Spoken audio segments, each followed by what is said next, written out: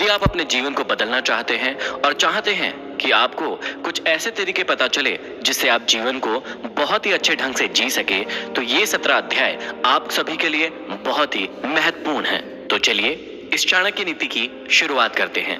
आचार्य चाणक्य के जीवन की एक प्रारंभिक घटना से उनके चरित्र का बहुत सुंदर खुलासा होता है। एक बार वे अपने शिष्यों के साथ तक्षशिला से मगध की ओर आ रहे थे। मगध का राजा महानंद उनसे द्वेष रखता था। वह एक बार भरी सभा में चाणक्य का अपमान कर चुका था। तभी से उन्होंने संकल्प लिया था कि वे मगध के सम्राट महानंद को पद से नीचे उतार कर ही अपनी शिखा में गांठ बांधेंगे। इसके लिए वे अपने सर्वाधिक प्रिय शिष्य चंद्रगुप्त को तैयार कर रहे थे। मगध पहुंचने के लिए वे सीधे मार्ग से ना जाकर एक अन्य उबड़ खाबड़ मार्ग से अपना सफर तय कर रहे थे। उस मार्ग में कांटे बहुत थे। तभी उनके पैरों में एक कांटा चुभ गया। वे क्रोध से भर उठे। तत्काल उन्होंने अपने शिष्यों से कहा, उखाड़ फेंको इन नागफनों को, एक भी शेष नहीं रहना चाहिए। उन्होंने तब उन कांटों को ही नहीं उखाड़ा, उन कांटों के वृक्षों की जड़ों में मही डाल दिया ताकि वे दोबारा न उग सके। इस प्रकार वे अपने शत्रु का समूल नाश करने पर ही विश्वास करते थे। वे दूसरों के बनाए गए मार्ग पर चलने में कभी भी विश्वास नहीं करते थे। वे अपने द्वारा बनाए गए मार्ग पर ही चलने में विश्वास करते थे।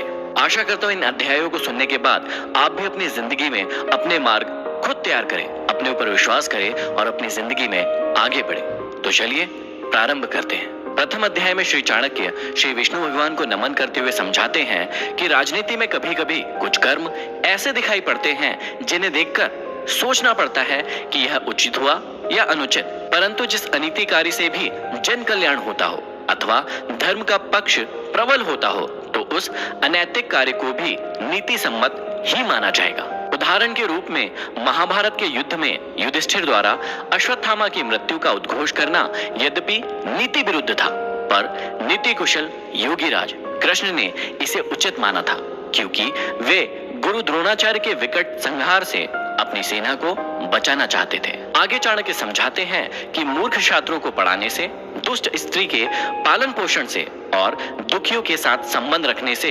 बुद्धिमान व्यक्ति भी दुखी होता है। इसका मतलब यह नहीं है कि मूर्ख शिष्यों को कभी उचित उपदेश नहीं देना चाहिए। समझाने का तात्पर्य यह है कि पतित आचरण वाली स्त्री की संगति करना तथा दुखी मनुष्यों के साथ समागम करने से विद्वान तथा भले व्यक्ति को दुख ही उठाना पड़ता है। वास्तव में शिक्षा उसी इंसान को दी जानी चाहिए जो सुपात्र हो। जो व्यक्ति बताई गई बातों को ना समझे उसे परामर्श देने से कोई लाभ नहीं है। मूर्ख व्यक्ति को शिक्षा देकर अपना समय ही नष्ट किया जाता है। यदि बात दुखी व्यक्ति के साथ संबंध रखने की है तो दुखी व्यक्ति हर पल अपना ही रोना रोता रहता है। इससे विद्वान व्यक्ति की साधना और एकाग्रता भंग हो जाती है। आगे श्री चाणक्य हमें समझाते हैं कि दुष्ट स्त्री, छल करने वाला मित्र, पलटकर तीखा जवाब देने वाला नौकर तथा जिस घर में सांप रहता हो उस घर में निवास करने वाले गृह स्वामी की मौत में संशय ना करे, वह निश्चित ही मृत्यु को प्राप्त होगा। घर में यदि दुष्ट और दुष्चरित्र वाली पत्नी हो तो उस पति का जीना ना जीना बराबर ही है। वह अपमान और लज्जा के बोझ से एक तो वैसे ही मृतक के समान है, ऊपर से उसे सदैव यह भय भी बना रहेगा कि यह स्त्री अपने स्वार्थ के लिए कहीं उसे विष न दे दे।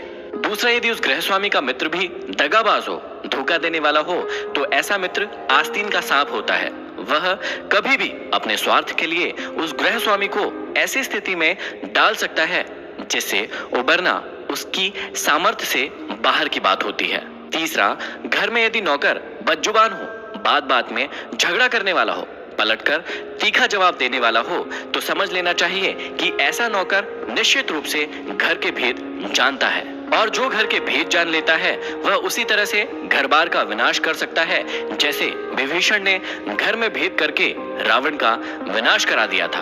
तभी मुहावरा भी बना, घर का भेदी लंका ढाए। विपत्ति के समय काम आने वाले धन की रक्षा करें, धन से स्त्री की रक्षा करें और अपनी रक्षा धन और स्त्री से सदा करें। अर्थात संकट के समय धन की जरूरत सभी को होती है, इसलिए संकट काल के लिए धन बचाकर रखना उत्तम होता है। धन से अपनी पत्नी की रक्षा की जा सकती है। अर्थात यदि परिवार पर कोई संकट आए तो धन का लोभ नहीं रखना चाहिए, परंतु यदि अपने ऊपर कोई संकट आ जाए तो उस समय उस धन व स्त्री दोनों का ही बलिदान कर देना चाहिए।